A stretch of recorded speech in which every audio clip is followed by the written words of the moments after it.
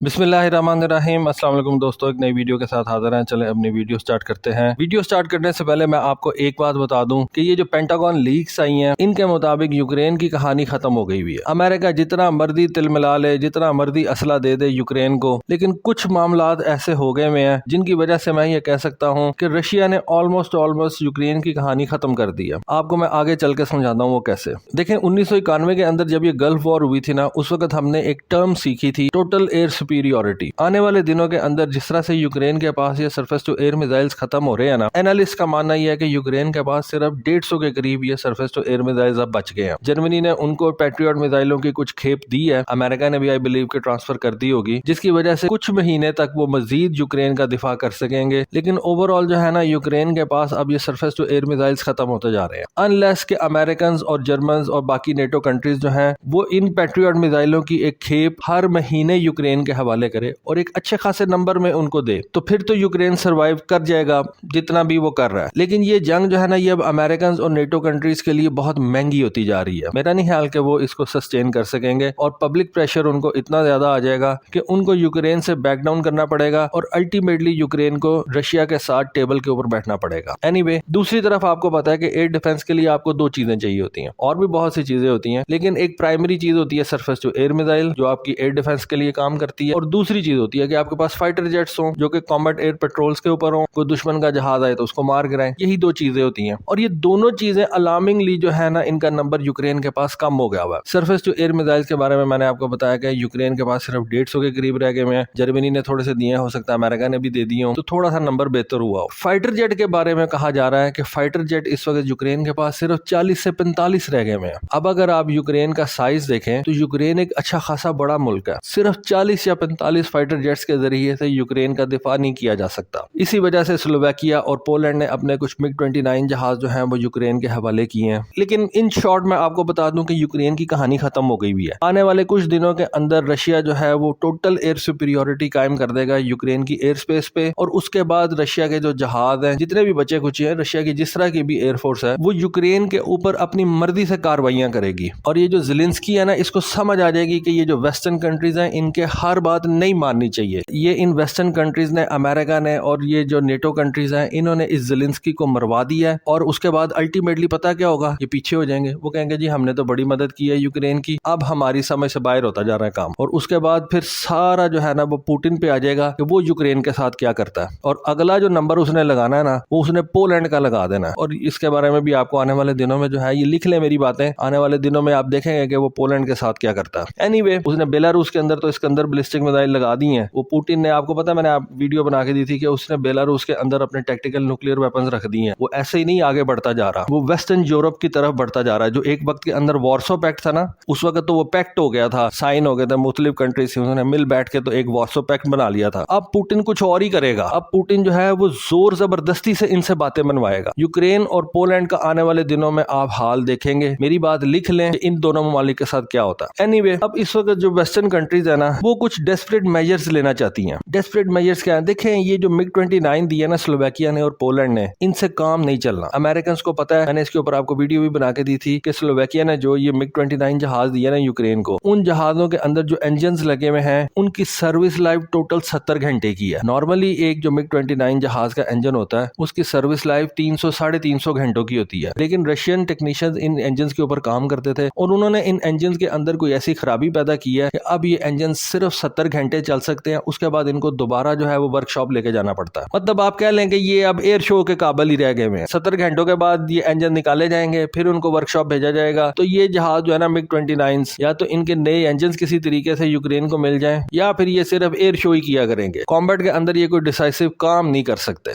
अब अमेरिकन क्या सोच रहे हैं? अब अमेरिकन सोच रहे हैं कि किसी तरीके से F-16 दे दिए जाएं इनको। अमेरिका अपने F-16 नहीं देना चाहता, वो ये चाहता है कि दूसरी कंट्रीज जो है वो F-16 दें। F-16 क्यों देना चाहता? देखिए, F-16 जो है ना, उनका नेटवर्क बहुत बड़ा है। इस वक्त सारा यूरोप जो है ना वो F-35 जहाज की तरफ जा रहा है। F-35 जहाज से पहले सारा यूरोप जो था वो F-16 इस्तेमाल करता था। F-16 के ऊपर ट्रेनिंग देने के लिए अमेरिका के पास सारा यूरोप पड़ा हुआ है। F-16 का जो सपोर्ट इंफ्रास्ट्रक्चर है वो पूरे यूरोप के अंदर फैला हुआ है। तो F-16 से बेहतर जहाज नहीं हो सकता यूक्रेन के लिए। लेकिन इस वक्त अमेरिकन एक और जहाज की तरफ देख रहे हैं और वो है F-18 हॉर्नेट। वो क्यों देख रहे हैं? उसकी रीजन ये है कि F-18 हॉर्नेट इस वक्त दुनिया की जिन ममालिक के पास पड़ा हुआ है ना, वो सारी की सारी कंट्रीज अब F-18 हॉर्नेट को जो है ना वो रिटायर करने जा रहे हैं और एक साथ करने जा रहे हैं। एक एक करके मैं आपको इन सारी कंट्रीज के बारे में बताता हूँ। अब कुछ एनालिस्ट हैं जो इस F-18 की इस वक्त खुसूसियात गिनवा रहे हैं कि जी यूक्रेन को F-18 ले लेना चाहिए। वो आर्गूमेंट क्या दे रहे हैं? वो कह रहे हैं कि जी जो F-18 है ना वो कैपेबिलिटी और परफॉर्मेंस वाइज F-16 से ज्यादा बेहतर है। हो भी सकता है फ्लाइट एनवेलप जो है उसका ज्यादा बेहतर हो सकता है। बड़ा जहाज है, ट्विन इंजन वाला है, ज्यादा दूर तक जा सकता है, ज्यादा जो है वो वेपन्स उठा के लेके जा सकता है। यूक्रेन के लिए ज्यादा सूटेड है। ट्विन इंजन जहाज जितना बड़ा लैंड मैस होगा उतना ज्यादा आपको एक 2 इंजन वाला जहाज जो है वो सूट करेगा। पाकिस्तान एक छोटा मुल्क है, उसको सिंगल इंजन वाला जहाज ही जो है वो बड़ा होता है। आपने देखा है कि जो जितने भी बड़े ममालिक होते हैं जिनका लैंड मैस ज्यादा बड़ा होता है वो ज्यादातर 2 इंजन वाला जहाज इस्तेमाल करते हैं। उसके बाद इसके बारे में कहा जाता है कि स्लो स्पीड के ऊपर इसकी हैंडलिंग बड़ी जबरदस्त है। अब यूक्रेन के पास इस वक्त जो जहाज है वो भी देख लें सारे के सारे 2 इंजन वाले हैं। यूक्रेन के पास ये जो फाइटर जेट्स है उनमें MiG-29 है, 2 इंजन वाला जहाज है। Su-27 है, 2 इंजन वाला जहाज है। फिर F-18 जहाज जो कि इन एयरक्राफ्ट कैरियर्स के ऊपर ऑपरेशंस के लिए तैयार किया गया है। उस जहाज को जब आप नॉर्मल एयरबेस के ऊपर से इस्तेमाल करेंगे तो उसकी लाइफ बढ़ जाएगी। वो कैसे बढ़ जाएगी? एयरक्राफ्ट कैरियर के ऊपर जब एक जहाज लैंड करता है ना तो उसको बोला जाता है कि ये कंट्रोल क्रैश करवाया गया। इतना ज्यादा उसको झटका लगता है और जिस स्पीड के बाद वो एकदम हॉल्ट के जरिए से उसको रोका जाता ना, वो जहाज भी हिला देता है और उसके अंदर पायलट भी हिल जाता है। कभी आप ये अमेरिकन F-18 जहाजों के पायलट के इंटरव्यूज देखे ना तो वो ये टॉप गन मूवी का मजाक उड़ाते हैं। वो कहते हैं इतना ज्यादा सुपरमैन सिर्फ टॉम क्रूज ही हो सकता है जिसने 4-5 इजेक्शंस की हुई है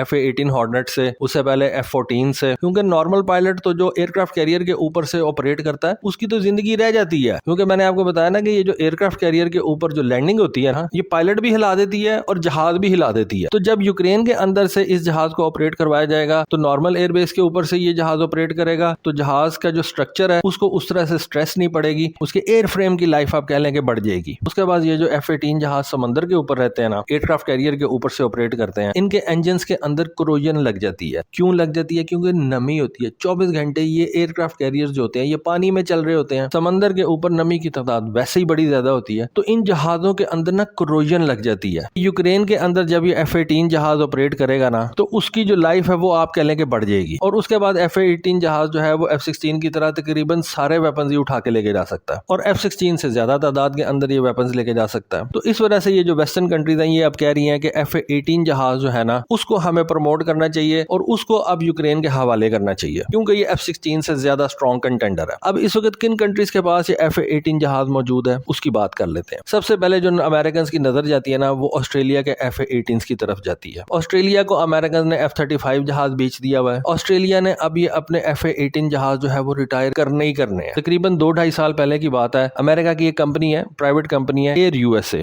ये क्या काम करती है कि इसके पास मुख्तलिफ किस्म के फाइटर जेट्स होते हैं और ये इन फाइटर जेट्स के जरिए से दूसरी एयर फोर्सेस को जो है ना वो ट्रेनिंग देती है। मसलन अमेरिकन एयरफोर्स इसकी जो सबसे बड़ी क्लाइंट है। अमेरिकन एयरफोर्स कहती है कि जी आप हमारे पायलट्स को ट्रेनिंग दें, तो इस कंपनी के पास F-18 जहाज हैं और दूसरे तीसरे जहाज हैं, ये उनके जरिए से अमेरिकन एयरफोर्स को, अमेरिकन नेवी को जो है ना वो ट्रेनिंग देगी। 2-2.5 साल पहले इस एयर USA का मुआहदा हो गया था ऑस्ट्रेलियन एयरफोर्स से। ऑस्ट्रेलियन एयरफोर्स के तकरीबन 40 के करीब ये जो F-18 जहाज थे ना, जो बड़े जबरदस्त और अच्छे खासे अपग्रेडेड जहाज थे, वो एयर USA जो है वो लेने जा रही थी, लेकिन अल्टीमेटली ये मुआहदा नहीं हो सका। अब एनालिस्ट का ये कहना है कि जो जहाज उस वक्त ऑस्ट्रेलियन एयरफोर्स इस एयर USA को देने जा रही थी वो यूक्रेन को क्यों नहीं दे देती। जैसे कि मैंने आपको बताया कि 40-45 के करीब ये जहाज थे जो ये एयर USA लेने जा रही थी। तो अगर 40-45 F-18 जहाज यूक्रेन को मिल जाते हैं तो यूक्रेन के पास इस वक्त एग्जिस्टिंग नंबर जो है उससे डबल हो जाएगा। मैंने आपको बताया इस वक्त यूक्रेन के पास टोटल 45 जहाज बचे हुए हैं। अगर 45 ये F-18 जहाज आ जाते हैं तो यूक्रेन के पास एकदम 90 के करीब ये फाइटर जेट्स हो जाएंगे।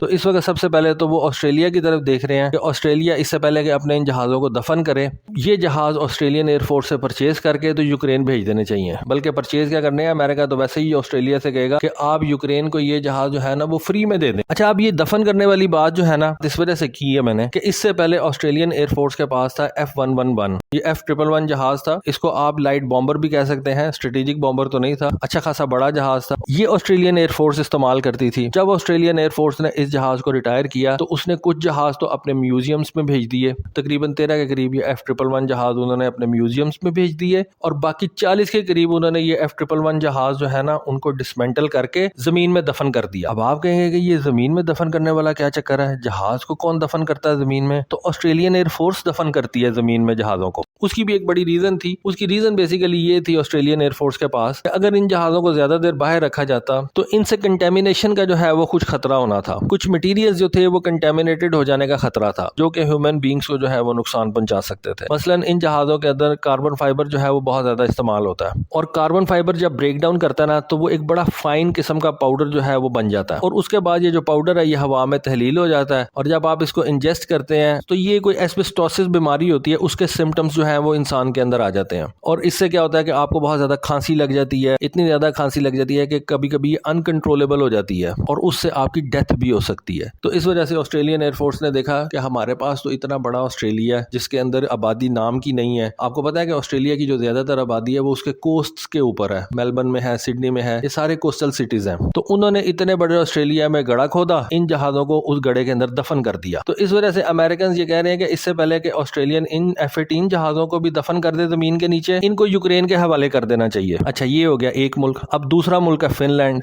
فن لینڈ آپ کو پتا ہے اس نے نیٹو جوائن کر لی ہے. فن لینڈ نے جو ہے وہ امریکہ سے F-35 کا معاہدہ کر لیا ہے. فن لینڈ کی ایئر فورس اس وقت F-18 جہاز استعمال کر رہی ہے.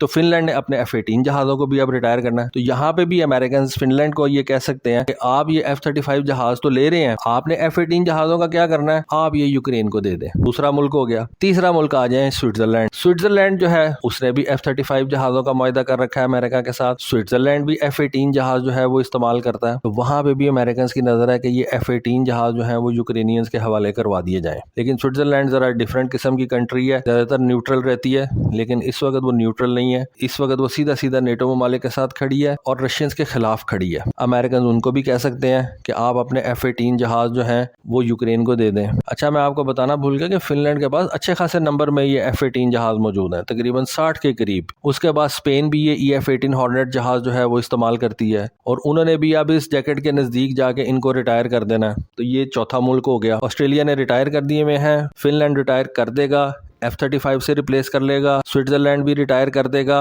F-35 سے ریپلیس کر دے گا. اسپین بھی ریٹائر کر دے گا, اور بہت چانسز یہ ہے کہ F-35 سے ہی ریپلیس کرے گا. ابھی اسپین کا معاہدہ نہیں ہوا, لیکن زیادہ چانسز یہی ہے کہ وہ بھی F-35 بھی لے لے گا. پانچواں ملک جو ہے وہ کینیڈا ہے. کینیڈا کے بارے میں بھی آپ کو پتا ہے کہ اس نے F-35 جہازوں کا معاہدہ کر لیا ہے. اپنے جو CF-18 جہاز ہیں ان کے بیسیکلی F-18 جہاز ہی ہیں, وہ اب اپنی زندگی کے آخری ایام کے اندر ہیں. امریکہ کینیڈا سے بھی کہہ سکتا ہے کہ اپنے F-18 جہاز جو ہیں وہ یوکرین کے حوالے کر دے, اور کینیڈا کے پاس تقریباً 100 سے اوپر اس طرح کے F-18 جہاز موجود ہیں. پھر کویت کی طرف چلے جائیں, چھوٹا سا کویت ہے, اس کے پاس 40 F-18 جہاز موجود ہیں. اب کویت نے کس سے لڑنا ہے؟ اس کے بعد ملیشیا کے پاس بھی یہ F-18 جہاز موجود ہیں. ملیشیا تو خیر نہیں کرے گا, ملیشیا تو ان کو استعمال کرے گا. پھر امریکن مرین کارپس جو ہیں ان کے پاس یہ F-18 جہاز موجود ہیں. امریکن مرین کارپس بھی F-35B جہاز جو ہے وہ لینے جا رہے ہیں, ریپلیس کر رہے ہیں اپنے F-18 جہازوں کو, اپ گریڈ بھی کر رہے ہیں, کچھ کو ریپلیس بھی کرتے جا رہے ہیں. تو اچھی خاصی بڑی تعداد F-18 جہازوں کی موجود ہے دنیا کے اندر, اور زیادہ تر کنٹریز جو ہیں وہ ان F-18 جہازوں کو آنے والے کچھ سالوں کے اندر ریٹائر کرنے جا رہے ہیں. تو امریکہ کی نظریں جو ہے نا وہ اس وقت اب ان F-18 جہازوں کی طرف ہیں کہ جو ملک ان کو ریٹائر کر سکتا ہے وہ کر دے اور یوکرین کے حوالے کرتے, اور امریکہ کو کوئی اپنا جہاز نہ دینا پڑے.